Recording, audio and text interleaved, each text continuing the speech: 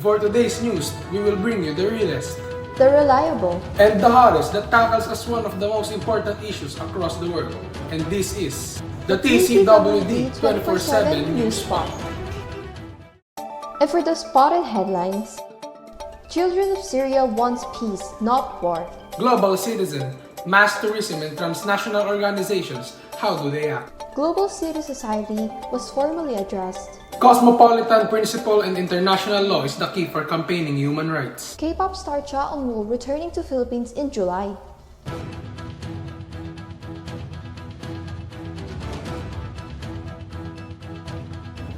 Good day, Philippines! And good day, world! You are watching Tcwd 24/7 News Spot live here on the AZS channel. Now your news anchor, Ronan Amat. And I am Arian Gail Burgos saying, Makinig ka, Pilipinas! An article was published regarding to the military action that Syria being worked for that draws attention. This action was inflicted innocent people being stayed in their country, particularly the children that drowned and suffered during conflicts. And for this news, live at Syria, here is Ms. Syra Ramirez. Good day, Syra. Tell us more about this article. Good day, Arian. Good day, Philippines. I am here at Syria, and as what you have mentioned, there is an article what's happening here, and I am covering right now live. Okay, so Syra, based on the article, there was a certain military attack that happened and other countries start to meddle and show concerns and worry to the people living there. So overall, how did you feel after reading this article? After reading the article, Arian, I was really sad knowing that many children in this country have to go through all these situations when in reality they should be able to learn, play, and laugh in peace without experiencing any feelings or dread and insecurities. The way you imagine their situation makes you feel numb and sympathize on what they've experienced in such a young age, where in fact, children of their age ought to spend most of their time learning in school rather than in danger at home. To avoid causing children to feel unworthy, we must create a society that supports them to grow as what we've always believed, that they're the key to the succession for the future of a country. Back to you, Arian. Since right now you're there at the area, how does Syrian military action affects the children? This military action that you've mentioned really suffered to all Syrian people, most especially to the children. More than a third of Syrian schools have been destroyed or damaged, and nearly 2 million children stop attending their classes, while another 600,000 who have fled their homes are not in school. With these numbers of affected children, we need to step up and take an initial actions by the fact that this is very alarming, most especially to the youth that are experiencing this kind of situation in the process of growing up. This is Syra Ramirez, live here in Syria. Back to you, Arya. Yes, I guess we really need to take some good actions for the children who were really affected to it. Thank you so much, Syra, for sharing us some opinions and important information regarding to the article in Syria. And now let's have a more detailed coverage to be discussed live also at Syria. We have Miss Laika Maxima Tutilia. Good day, Laika. How's the situation right there? Good day, Arian. As what you can see, everything is okay and great, but still, the conflicts remain to the country of Syria. That's really sad to hear at the moment, but based on the article, there's a UK signatory to Safe School Declaration. So what is the relevance and significance of it? According to the article, there is a UK signatory to Safe School Declaration that serves as an official assurance that the UK will condemn attacks on schools, protect education during armed conflicts, and other supervisions. Services and teaching that would also be the key to help the children who are at the risk most, especially on having this possible aspect that can help in terms of education, not just here in Syria, but also around the world, who needs this action in the future. Laika, hearing this news regarding declaration, do you think Philippines should sign from it? Yes, this is a really good thing. Looking back at what happened in the Marawi, the smiles, the dreams, and even the life that they've already been shaping starts to vanish with this attack that shattered so many people's visions in life. Because of this massacre, schools weren't able to use and children don't have any choice but to stay at their homes.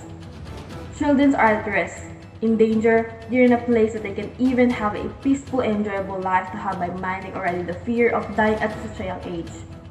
So by signing this petition, this would definitely a great help for the Filipino children and youth because this will serve as a protection and shield for the threats that may be acted upon.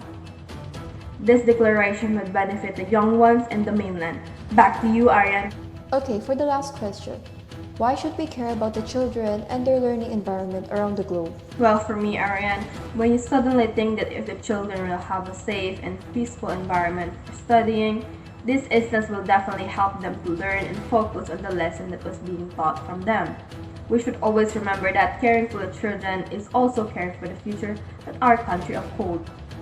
Whenever they may encounter some defects, most especially for a disaster like this, we should build a better, safe, and peaceful society for them in order to grow more physically, emotionally, mentally, and spiritually. Again, this is Laika Maxima Tutilia, live here in Syria. Back to you, Aryan. Thank you for that very informative coverage. Stay safe. Up next, Global Citizen, Mass Tourism, and Transnational Organization will be heard and learned right here at the Tcwd 24/7 News Spot.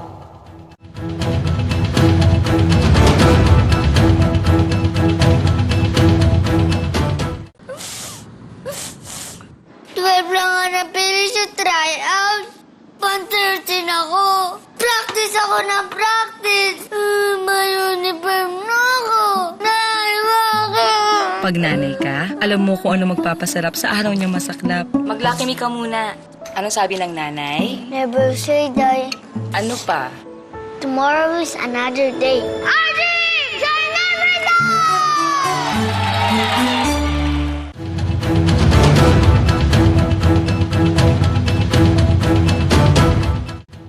We are back at the Tcwd 24/7 News Spot. Global Citizen, Mass Tourism, and Transnational Organizations, how do they act? Miss Cristel Cia Santos and Miss Maria Samantha Masias spot the news. Global Citizen is an umbrella for the globally minded individuals and communities on a worldwide scale. Mass tourism is a movement of a large number of tourists for recreational purposes. And the transnational organization that refers to international organization that transcends to the idea of a nation state. But overall, how do they act?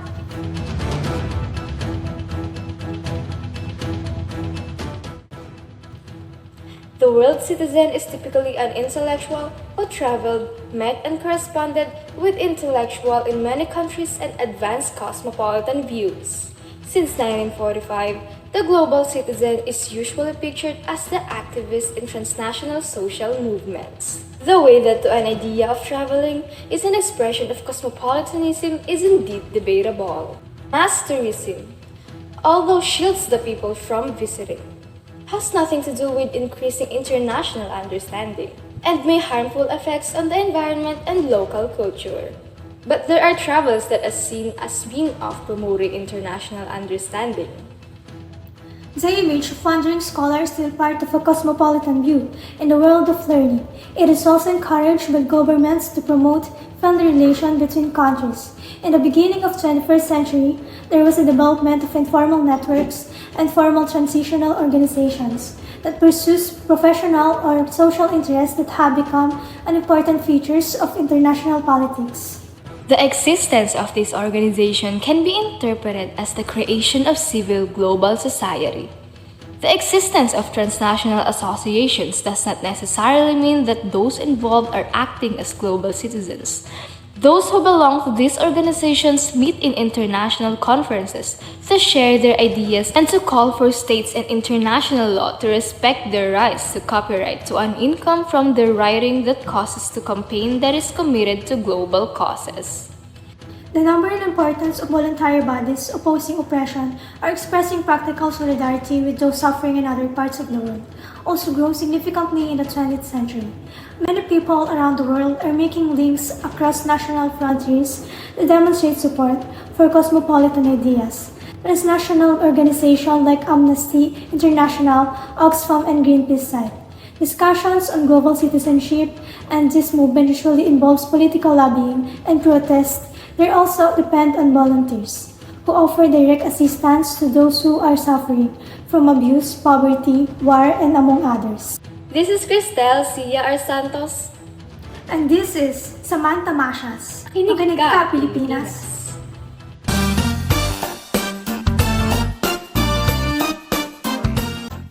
day, Philippines, and good day, world.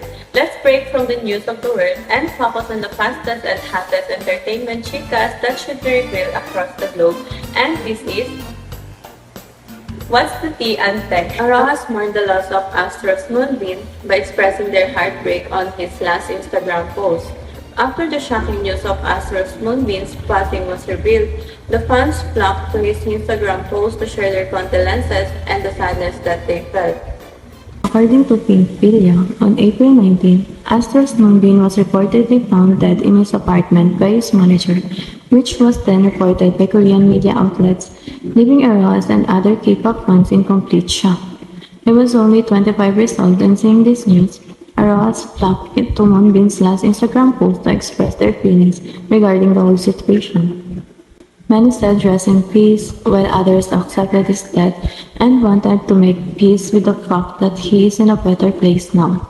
The comment section showed how much his death has affected people around the world.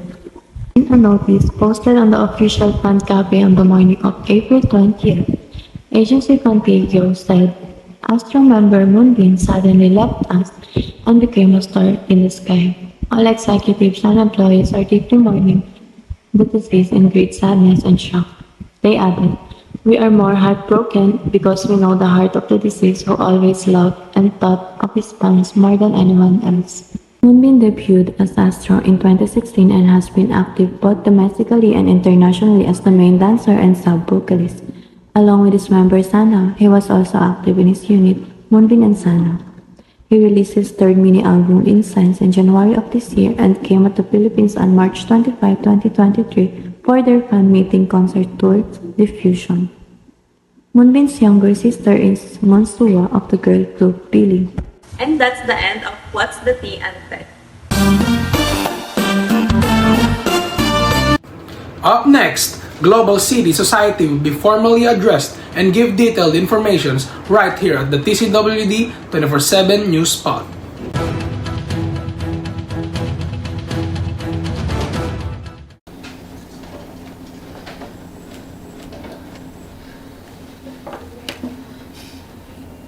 Ma? Oo? Ampun po ba ako? Ha? Sino naman nagsabi sa'yo niyan? Kasi ma, lagi na akong inaasar sa school eh. Ampun daw ako ma eh. Anak, di ba sinabi ko sa'yo huwag ka magpapa-apekto sa sinasabi ng iba? Pero ma, sabihin mo sa akin ma, ampun po ba ako? Ha? Ma! Ampun ba ako? Ha? May paliwanag mo po ma. May paliwanag mo, bakit may 4 na baso ko sa likod?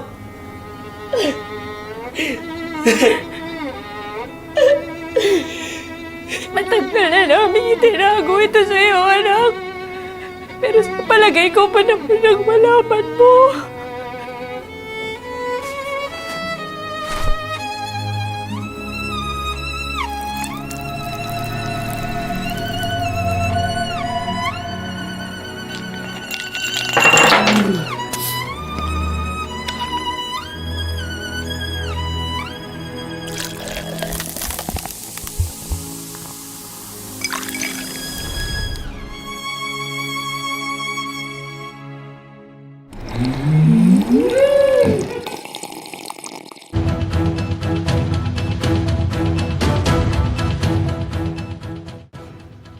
And we're back at the Tcwd 24/7 News Spot.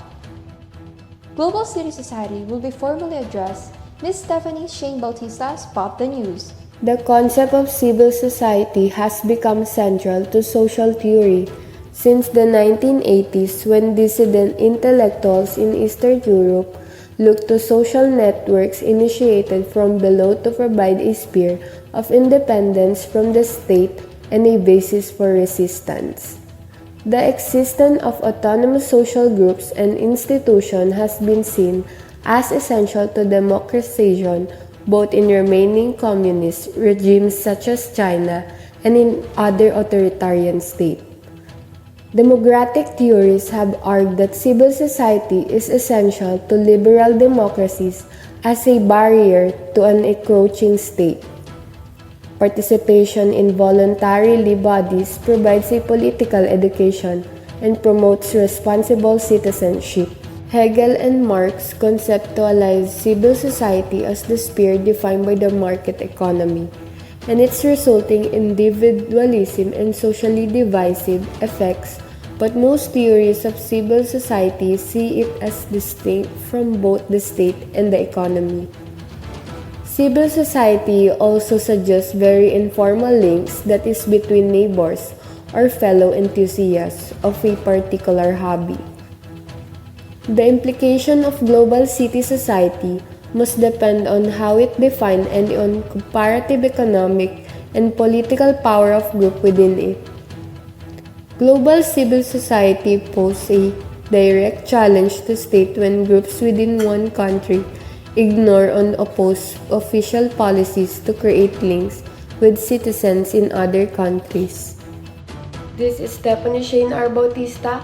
Makinig ka, Pilipinas!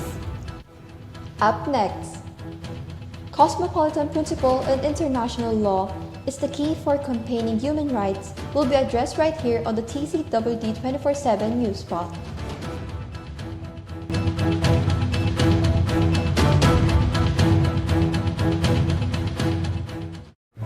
Thank you. How is it?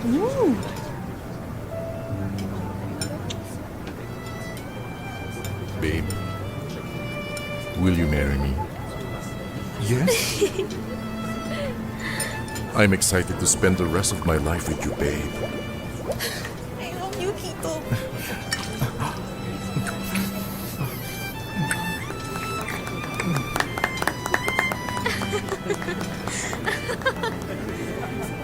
Paking? Ano nangyayari dito? Hala? Anong ginagawa mo dito? Sino siya? Dentist ko, babe. Dentist? Pakito! Sinasabi ko na nga ba? I can explain.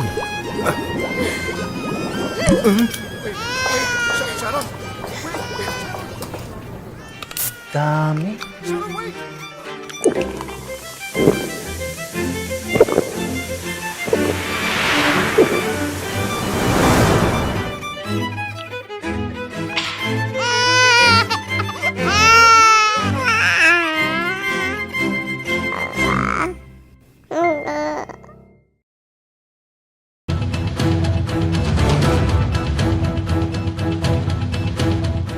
We are back at the Tcwd 24/7 News Spot.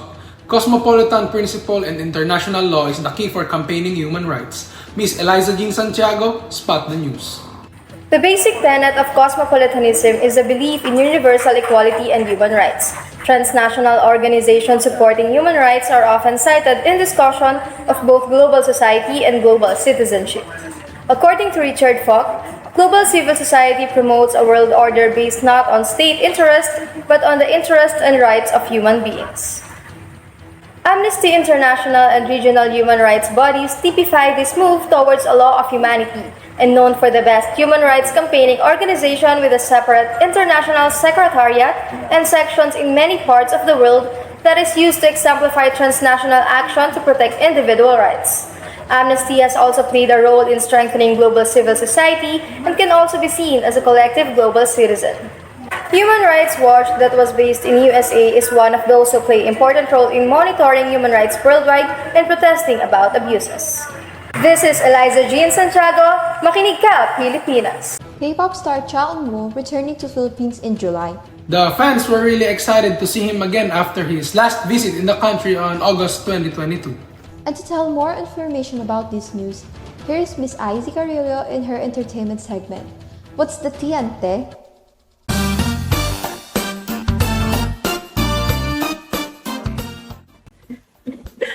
Thank you, Arian. And for the last tea of your very own ante, Cha Eun-woo will return to the Philippines in July. According to ABS-CBN News, South Korean singer-actor Cha Eun-woo is coming back to the Philippines in July. Dunkin' Philippines confirmed on Friday that they will bring their brand ambassador to the country for an event on July 2. Get your hearts ready for a night of Tcwd this July 2, 2023. Dunkin' Philippines said in a Twitter post without disclosing further details. In March, Dunkin' unveiled Tcwd as its new endorser through a video where the Korean star told Filipino fans that he would be seeing you very soon. Tcwd, best known as a member of the K-pop group Astro, last went to the country in August 2022 for a fan meeting.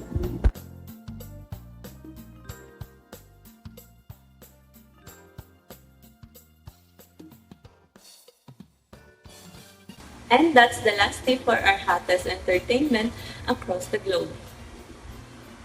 What's the tea, Ante? Back to you, Aryan. Thank you so much, Izzy, and that ends our latest spot headlines around the world that tackles and explains clearly and wisely. Again, this is Aryan Gilburgos. And I'm Ronan Abad together with Syra and Laika live at Syria saying, We'll bring you the realest, reliable, and the hottest news that brings on the best information across the globe. Maraming salamat Pilipinas at laging nagpapaalalang makinig at tumindig. In one of the top news segments of the Philippines, the 24/7 News Program Spot.